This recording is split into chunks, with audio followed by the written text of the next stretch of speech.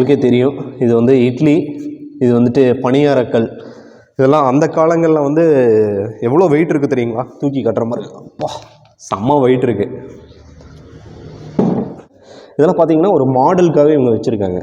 அந்த காலங்களில் வந்துட்டு ஒரு கைவினை பொருளை வந்து தயாரிக்கணும்னா இந்த மாதிரி ஒரு மாடலை வந்துட்டு தயாரித்து அதை வந்து ராஜாக்கள்கிட்ட காட்டிட்டு தான் அவங்க வந்துட்டு அந்த ப்ராடக்டை வந்து செய்வாங்க அப்படின்னாங்க. இதெல்லாம் பார்த்திங்கன்னா உங்களுக்கு தெரியும். நீங்கள் இளங்கோவடிகளுடைய அந்த ஒரு கதையெல்லாம் நீங்கள் பார்த்துருப்பீங்க. அக்காலங்களில் பயன்படுத்தப்பட்ட ஒரு செப்பல் தான் இதெல்லாம்.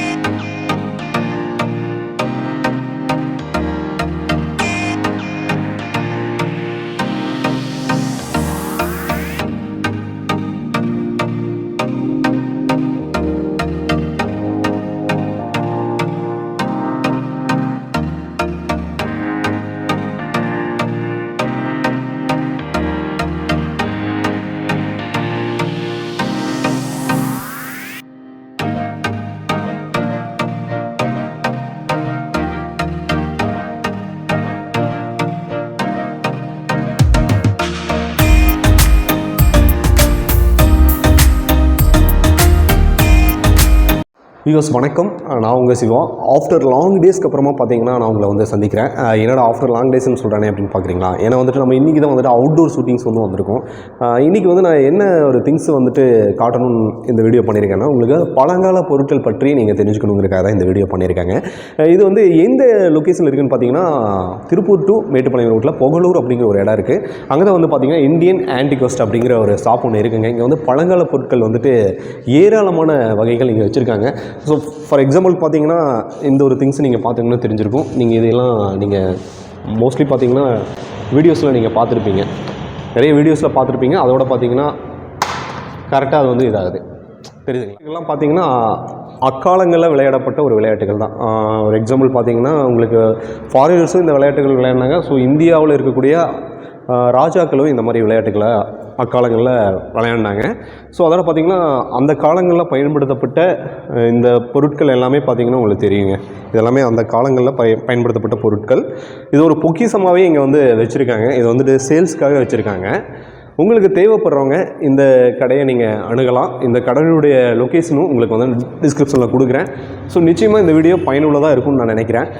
ஏன்னா ஒவ்வொரு திங்ஸுமே பார்த்திங்கன்னா அதனுடைய ரேட்ஸும் இதுலேயே வந்து அவங்க மென்ஷன் பண்ணியிருக்காங்க. இதெல்லாம் பார்த்திங்கன்னா உங்களுக்கே தெரியும். இது வந்து இட்லி, இது வந்துட்டு பணியாரக்கல். இதெல்லாம் அந்த காலங்களில் வந்து எவ்வளோ வெயிட் இருக்குது தெரியுங்களா? தூக்கி கட்டுற மாதிரி அப்பா செம்ம வெயிட் இருக்குது. அதோடு நான் இங்கே ஒரு பர்டிகுலரான ஒரு ப்ராடக்ட் வந்து பார்த்தேங்க.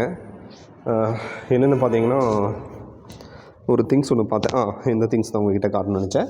இதெல்லாம் பார்த்தீங்கன்னா ஒரு மாடலுக்காகவே இவங்க வச்சுருக்காங்க. அந்த காலங்களில் வந்துட்டு ஒரு கைவினை பொருளை வந்து தயாரிக்கணும்னா இந்த மாதிரி ஒரு மாடலை வந்துட்டு தயாரித்து அதை வந்து ராஜாக்கள்கிட்ட காட்டிட்டு தான் அவங்க வந்துட்டு அந்த ப்ராடக்டை வந்து செய்வாங்க அப்படின்னாங்க. இதெல்லாம் பார்த்திங்கன்னா உங்களுக்கு தெரியும். நீங்கள் இளங்கோவடிகளுடைய அந்த ஒரு கதையெல்லாம் நீங்கள் பார்த்துருப்பீங்க. அக்காலங்களில் பயன்படுத்தப்பட்ட ஒரு செப்பல் தான் இதெல்லாம். அதோட இங்கே மினியேச்சர் குக்கர் ஒன்று பார்த்தேன். ஸோ இந்த குக்கரை பார்க்கணுன்னே ரொம்ப குட்டியாக இருந்துச்சு. இதையும் வந்து அவங்க வந்து வச்சுருக்காங்க. ஸோ இந்த மாதிரி எண்ணிலடங்காத சிலைகள், சிற்பங்கள் வந்துட்டு இங்கே வச்சுருக்காங்க. இதெல்லாம் கைவினை பொருட்கள் தான். ஸோ இந்த திங்ஸ் எல்லாம் பார்த்திங்கன்னா உங்கள் பூஜை அறைகள் மற்ற இடங்களில் வச்சுக்கிறதுக்கு இது நிச்சயமாக உங்களுக்கு பயனுள்ளதாக இருக்கும்னு நினைக்கிறேன். அதோடு பார்த்திங்கன்னா அங்கே விளக்குகள் எல்லாமே இவங்க வச்சுருக்காங்க. கீழே வந்து பார்த்திங்கன்னா உங்களுக்கு நீங்கள் இன்ட்ரோவில் நான் காமிச்சிருப்பேன். அந்த வீட்டுக்கு தேவையான திங்ஸ் எல்லாமே இங்கே இருக்குது. பழங்கால பொருட்கள் எல்லாமே இங்கே இருக்குது. அதனுடைய ரேட்ஸும் அவங்க வந்துட்டு இதில் மென்ஷன் பண்ணியிருக்காங்க. தேவைப்படுறவங்க நிச்சயமாக இவங்களை அணுகுங்க. நம்ம சேனலுக்கு புதுசாக வந்து ஒரு பார்வையாளர் வந்தீங்கன்னா சப்ஸ்கிரைப் பண்ணிக்கங்க. மற்றும் ஒரு பதிப்பில் நான் உங்களை சந்திக்கிறேன். நன்றி, வணக்கம்.